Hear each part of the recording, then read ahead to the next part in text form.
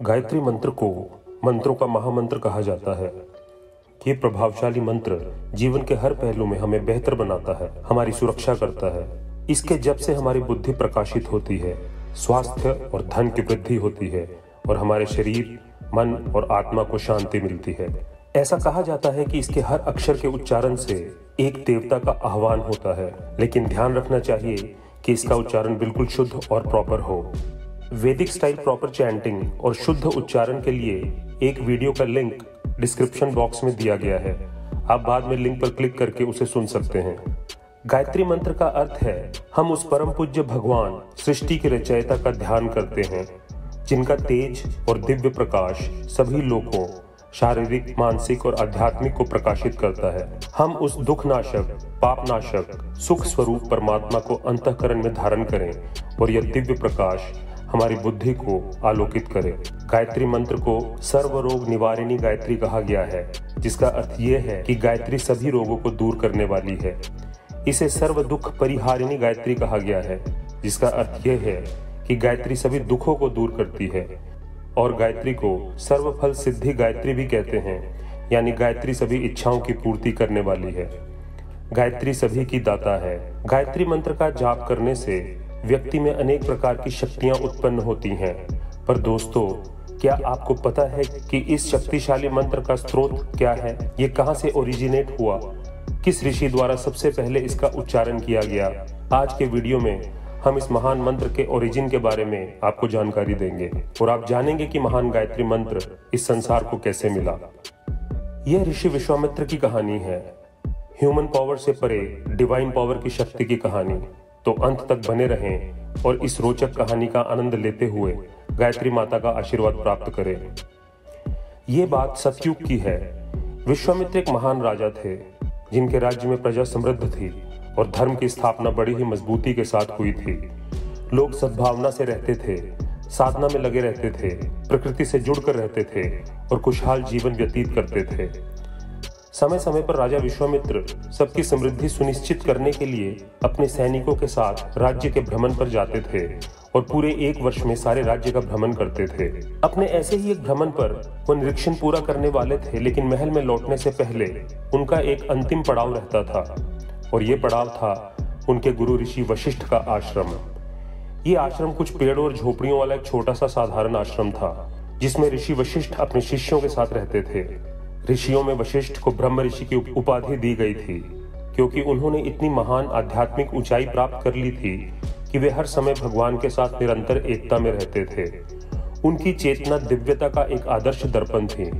अपनी आध्यात्मिक उपलब्धि के प्रतीक के रूप में वह अपने साथ एक विशेष लकड़ी की दिव्य छड़ी रखते थे, जो ब्रह्मा जी द्वारा उन्हें दी गई थी और ऋषि वशिष्ठ के भगवान के साथ एकीकरण को रिप्रेजेंट करती थी। वे सदा उसे साथ लेकर चलते थे।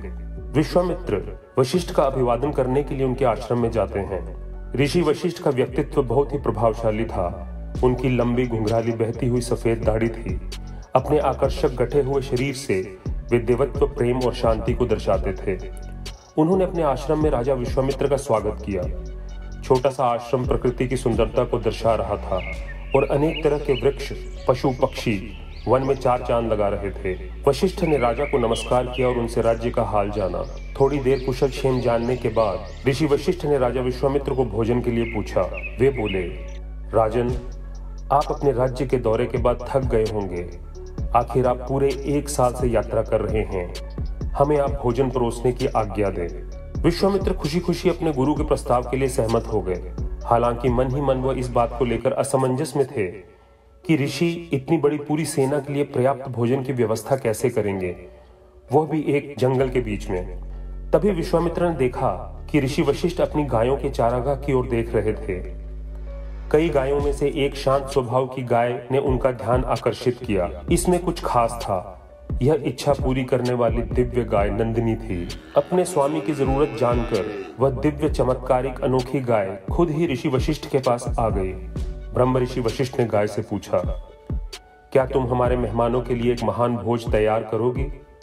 दिव्य गाय ने हाँ में स्वीकृति दी और उसके बाद जो हुआ वह देख विश्वामित्र के आश्चर्य का ठिकाना न रहा। इस चमत्कारिक गाय के पेट से भोजन के विशाल ढेर निकलने लगे। चावल, दूध, शहद, दही, फल, मिष्ठान और पल भर में तरह तरह के व्यंजन की दावत लग गई। इस अद्भुत दृश्य को देखकर विश्वामित्र चकित रह गए। ऋषि वशिष्ठ ने अपनी दिव्य छड़ी से भोजन को ब्लेस किया और सबने भोजन खाना शुरू कर दिया। इस सब के दौरान विश्वामित्र के मन में इच्छा जागी। वे केवल इसी सोच में डूबे हुए थे कि ये गाय तो उनकी होनी चाहिए थी और राजमहल में होनी चाहिए थी। राजमहल ही इस गाय का सही स्थान है। भोजन के बाद वह वशिष्ठ के पास जाते हैं और उनसे प्रश्न करते हैं, गुरुदेव, यदि एक बहुत बड़ा चमकीला हीरा हो और अगर वह जंगल में हो तो उसका कोई उद्देश्य नहीं रहेगा, क्या वह हीरा बेकार नहीं होगा? बेशक राजन, वन में रहने वालों को हीरे जवाहरात का क्या लाभ? ऋषि ने उत्तर दिया, ऋषिवर, यह गाय एक चमकदार हीरे की तरह है। इसकी सही जगह मेरा महल है। मैं राज्य में भूख और दरिद्रता को मिटा सकता हूँ। मैं आपको हजारों गाय दूंगा। क्या आप मुझे दिव्य इच्छा पूरी करने वाली गाय देंगे? वशिष्ठ उसकी ओर देखते हैं और कहते हैं, यह गाय मुझे सृष्टि के रचयिता ने स्वयं दी है। इसका धर्म आश्रम की अल्प आवश्यकताओं की पूर्ति करना है। विश्वामित्र बेचैन होकर ऋषि से पूछते हैं, मैं आपको हजारों हाथी दूंगा, राज्य के सर्वश्रेष्ठ घोड़े दूंगा, यहाँ के विशेष रत्नों से भरे रथ दूंगा। कृपया यह गाय मुझे दे दीजिए। ऋषि वशिष्ठ उन पर हंस पड़े, मैं इन सब का क्या करूंगा? इस गाय का धर्म आश्रम की सेवा करना है। इसका स्थान यहीं आश्रम में है। मैं तुम्हें ये दिव्य गाय नहीं दे सकता। विश्वामित्र, जो अवज्ञा के अभ्यस्त नहीं थे, क्रोधित हो जाते हैं। अपने लहजे पर ध्यान रखिए ऋषि।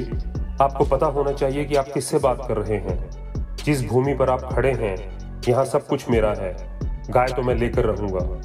विश्वामित्र अपने सैनिकों को आदेश देते हैं, गाय को पकड़ लो। वशिष्ठ ने गाय की ओर देखा और कहा, हे दिव्य गाय, इन्हें दिखा दो कि तुम इसका उत्तर देने में सक्षम हो। तभी गाय में से सशस्त्र सैनिकों की पूरी एक फौज निकली। विश्वामित्र की सेना पराक्रमी थी, लेकिन एक दैवीय शक्ति के सामने एक मानव सेना क्या कर सकती थी? शीघ्र ही विश्वामित्र की समस्त सेना का नाश हो गया। वे स्तब्ध रह गए। उन्होंने कहा, अपने सारे जीवन मैं अपनी शक्ति में विश्वास करता था। मैंने खुद को एक महान योद्धा बनने के लिए तैयार किया और इस धरती पर इतने सारे राज्यों पर शासन किया, और यहाँ लकड़ी की छोटी सी छड़ी और एक गाय के सहारे एक साधारण ऋषि ने हमें हरा दिया। अपमानित और क्रोध से लाल विश्वामित्र बदले का प्रण लेते हैं। विश्वामित्र हिमालय की बर्फीली चोटियों पर जाकर भगवान शिव का ध्यान करने लग जाते हैं। वह एक पैर पर खड़े होकर वर्षों तक ओम नमः शिवाय मंत्र का ध्यान करते हैं। उनकी अदम्य इच्छा शक्ति से प्रसन्न होकर भगवान शिव प्रकट होते हैं। विश्वामित्र, मैं तुमसे बहुत खुश हूँ। मुझे बताओ कि तुम क्या वरदान चाहते हो? विश्वामित्र ने उत्तर दिया, मुझे सभी हथियारों पर अधिकार दें। भौतिक, सूक्ष्म, आकाशीय, मैं हवा, आग और पानी की शक्ति पर महारत हासिल करना चाहता हूँ। तथास्तु। अपना आशीर्वाद देकर भगवान शिव वहां से अंतर्ध्यान हो जाते हैं। विश्वामित्र ने शक्ति को महसूस किया और प्रतिशोध की तलाश में वशिष्ठ के आश्रम के लिए निकल पड़े, जहां उन्हें अपमानित किया गया था। वह अग्नि के देवता का आह्वान करते हैं। आश्रम की सभी झोपड़ियां आग की चपेट में आ जाती हैं। पशु पक्षी जलकर राख हो जाते हैं। तभी ऋषि वशिष्ठ विश्वामित्र से पूछते हैं, मैंने तुम्हें और तुम्हारी सेना को भोजन उपलब्ध कराया और तुमने ये क्या किया? विश्वामित्र के क्रोध के इतने बड़े प्रदर्शन ने वशिष्ठ के आश्रम को शमशान में बदल दिया था, लेकिन वशिष्ठ की आंखें दिव्य शांति से भरी हुई थी। विश्वामित्र ने गर्जना की और कहा, मेरे भीतर शिव की शक्ति है। सब कुछ मेरे नियंत्रण में है और मैं सबका विनाश कर सकता हूँ। तुम मुझे मार नहीं सकते। यह कहते हुए वे अग्नि की शक्ति को ऋषि की ओर हवा में उठाते हैं और तभी वशिष्ठ अपनी दिव्य छड़ी को आग की ओर केंद्रित करते हैं और अग्नि की शक्ति उसी में समा जाती है। विश्वामित्र क्रोधित हो जाते हैं और अब पानी की शक्ति का आह्वान करते हैं, लेकिन फिर से समुद्र और नदियों का सारा पानी वशिष्ठ की दिव्य छड़ी में समा जाता है। विश्वामित्र हवा के साथ आगे बढ़ते हैं, पहाड़ों की बारिश करते हैं, पत्थरों से पेड़ उखड़ जाते हैं, पर लकड़ी की छोटी सी दिव्य छड़ी द्वारा हर एक चीज को अवशोषित कर लिया जाता है। अंत में विश्वामित्र अपना सबसे बड़ा हथियार ब्रह्मास्त्र का उपयोग करते हैं। पूरे ब्रह्मांड की शक्ति को एक सूक्ष्म धारा में एकाग्र कर वे वशिष्ठ की तरफ वार करते हैं। ब्रह्मास्त्र की शक्ति इतनी ज्यादा थी कि वशिष्ठ भी इसे महसूस कर सकते थे, क्योंकि उनकी त्वचा का रंग बदलने लग जाता है। ऋषि वशिष्ठ अपने सामने दिव्य छड़ी को रखते हैं और पूरी सृष्टि की शक्ति विधाता की इस दिव्य छड़ी में समा जाती है और सभी तरफ फैल जाती है, जिससे संतुलन बहाल हो जाता है। विश्वामित्र को अब पता चलता है कि दैवीय शक्ति के विरुद्ध सभी मानव शक्तियां अवशोषित हैं। वह अपने द्वारा किए गए विशाल पाप की अनुभूति करते हैं और प्रायश्चित्त करने लगते हैं। गुरुदेव, ये मैंने क्या कर दिया? इतना बड़ा पाप हो गया मुझसे। उन्होंने सोचा कि इस पाप का प्रायश्चित्त करने का एकमात्र तरीका यह है कि स्वयं ब्रह्म ऋषि बने। जब मैं परमेश्वर के साथ निरंतर संगति में रहूंगा तो मैं अपने पापों का प्रायश्चित्त करने का तरीका जानने में सक्षम हो जाऊंगा। वे ऋषि वशिष्ठ से क्षमा मांगते हैं और हिमालय पर चले जाते हैं। वहां जाकर वे ध्यान में मग्न हो जाते हैं। खाना पीना भूलकर वे ध्यान करने लगे, भगवान पर ध्यान केंद्रित रखा। कई वर्षों के बाद सृष्टिकर्ता ब्रह्मा प्रकट हुए और कहा, विश्वामित्र मेरे पुत्र, मैं तुम्हारी महान इच्छा और मेरे प्रति एकाग्रचित्त चिंतन से बहुत प्रसन्न हूँ। ब्रह्मा ने कहा कि अब से तुम राजऋषि होगे, अर्थात तुम ऋषियों में राजा और राजाओं में ऋषि होगे। विश्वामित्र हतप्रभ थे। वह ब्रह्म ऋषि बनना चाहते थे, लेकिन उन्हें केवल राजऋषि की उपाधि मिली। क्यों? उन्होंने विचार किया, मुझसे कहाँ गलती हो गई। स्वाध्याय करने पर उन्होंने पाया कि जब वे गहरे ध्यान में थे तो एक पक्षी था जो शोर कर रहा था और क्रोध में आकर उन्होंने पक्षी को श्राप दिया था। भगवान ने भले ही मेरे दिल को छू लिया हो, लेकिन अपने क्रोध पर मेरा नियंत्रण अभी भी नहीं है। उन्होंने अपने आप से प्रश्न किया, मुझ में क्रोध क्यों है? क्योंकि मेरे अंदर अभी भी इच्छाएं हैं, ब्रह्म ऋषि बनने की इच्छा। पर इच्छा क्यों है? इसका कारण क्या है? मैंने अपना परिवार, अपना राज्य छोड़ दिया। मैं एक साधारण साधु की तरह रहा, फिर भी इच्छाएं क्यों हैं? मैं भगवान के साथ निरंतर एक क्यों नहीं हो पा रहा? वे प्रार्थना करते हैं, हे मेरे प्रभु, मैं तुझे कैसे ढूंढूं? और तभी उन्हें उत्तर मिलता है, सेवा से मुझे पाओ, सभी से प्रेम करो और सबकी निस्वार्थ सेवा करके मुझे पाओ। विश्वामित्र एक बार फिर से ध्यान में प्रवेश करते हैं। वे अब ब्रह्म ऋषि नहीं बनना चाहते। अभी उन्हें कोई उपलब्धि नहीं चाहिए। उनकी सारी इच्छाएं समाप्त हो जाती हैं। एकाग्रचित्त ध्यान के माध्यम से शांति के कारण उनके शरीर से ऊर्जा का फव्वारा उठना शुरू हो जाता है, जिससे कर्म की वृत्तियां और वासनाओं को धो दिया जाता है। उनका हृदय पूरी तरह से ईश्वर की उपस्थिति के लिए खुल जाता है और वह दिव्य परमानंद पा जाते हैं। अंत में कई वर्षों के ध्यान के बाद सर्वोच्च विष्णु भगवान विश्वामित्र के सामने प्रकट होते हैं। विष्णु कहते हैं, ऋषिवर, अब से तुम सदा मेरे में स्थित रहोगे, सदा ही अनंत आनंद में रहोगे। मुझे अपना हाथ दो। विश्वामित्र ने अपना दाहिना हाथ भगवान विष्णु के हाथों में दे दिया और फिर विष्णु भगवान ने उनके दाहिनी हाथ में एक दिव्य लकड़ी की छड़ी पकड़ा दी। भगवान विष्णु बोले, ऋषिवर, आज से जब आप बोलेंगे तो आप परमेश्वर की इच्छा बोलेंगे। अब आप ब्रह्म ऋषि हैं। विश्वामित्र के नेत्रों से अश्रु बहने लगे। विश्वामित्र भगवान विष्णु से पूछते हैं, प्रभु, जिन हाथों में आपने दिव्य छड़ी दी है उन्होंने बहुत बड़ा पाप किया है। मैं इसका प्रायश्चित्त कैसे कर सकता हूँ? विष्णु ने उत्तर दिया, इस अंधकारमय युग में आपने अपने कठोर धैर्य से मुझे पाया है, नहीं तो मुझे ढूंढना बहुत ही मुश्किल है। जब आप मुझे पा सकते हैं तो अपने पापों का प्रायश्चित्त करने के साधन भी खोज सकते हैं, और इसके बाद जो उपकरण आपको मिलेगा वह न केवल आपके पापों का प्रायश्चित्त करेगा, बल्कि वह एक ऐसा दिव्य उपकरण भी होगा जिसका उपयोग साधारण मनुष्य मुझे पाने और जानने के लिए कर सकते हैं। और ऐसा कहने के बाद भगवान विष्णु वहां से अंतर्ध्यान हो गए। उनके जाने के बाद ऋषि विश्वामित्र ध्यान में मग्न हो जाते हैं और मानवता के दुख और दर्द को दूर करने के लिए प्रार्थना करने लगते हैं। हे प्रभु, मानवता को दुख और दर्द से दूर करने में मेरी सहायता करें। वो बहुत लंबे समय तक ध्यान करते रहते हैं और एक दिन अचानक उनके दाहिने कान में एक छोटी सी आवाज सुनाई देती है। उन्हें पता चलता है कि जब वह उस ध्वनि पर ध्यान केंद्रित करते हैं तो सारी मानवता का दुख जो वो अपने में महसूस कर रहे थे वह थोड़ा कम होना शुरू हो जाता है और धीरे धीरे वह अस्पष्ट ध्वनि अधिक स्पष्ट होती जाती है। शब्दांश ध्वनि से अलग होने लगते हैं और वे स्वयं को आध्यात्मिक दृष्टि में व्यवस्थित कर लेते हैं।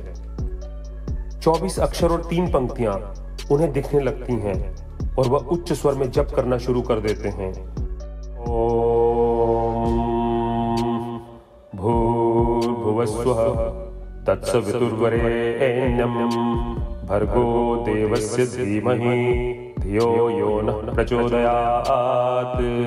और जब वह मंत्र जपते हैं और सुनते हैं तो उनके मन में जो मानवता की सारी सफरिंग और दुख भरा होता है वह क्षण भर में दूर हो जाता है। ऋषि विश्वामित्र अब जान जाते हैं कि यह सब ईश्वर की इच्छा और ईश्वर की कृपा है कि मुझे यह मंत्र मिला है। मैं इसे गायत्री मंत्र कहता हूँ। अपनी आंखें खोलने पर वह ऋषि वशिष्ठ को वहां खड़ा पाते हैं। मुस्कुराते हुए और गहरे प्रेम, करुणा और शांति के साथ ऋषि वशिष्ठ कहते हैं, ब्रह्म ऋषि विश्वामित्र, यह भगवान की लीला थी और उन्होंने मनुष्य जाति के लिए गायत्री मंत्र की खोज के लिए आपको एक साधन बनाया। आपने मानव जाति को इतना बड़ा उपहार दिया है। गायत्री मंत्र इतना शक्तिशाली है कि जो इसका जाप करता है वह प्रबुद्ध हो जाता है। और इस प्रकार इस रोचक कथा का अंत होता है। दोस्तों, ब्रह्म ऋषि विश्वामित्र के माध्यम से गायत्री मंत्र हमें स्वयं भगवान ने दिया है। जय हो गायत्री माता की, जय हो गायत्री मंत्र की। दोस्तों, आज आपने गायत्री मंत्र के ओरिजिन और सिग्निफिकेंस के बारे में जाना और गायत्री माता का आशीर्वाद प्राप्त किया। आशा करते हैं कि आपको आज का वीडियो पसंद आया होगा। इसे बिना भूले लाइक करें और अपने दोस्तों के साथ शेयर जरूर करें। और ऐसे ही रोचक और ज्ञानदायी वीडियो देखने के लिए हमारे चैनल को सब्सक्राइब करें। धन्यवाद।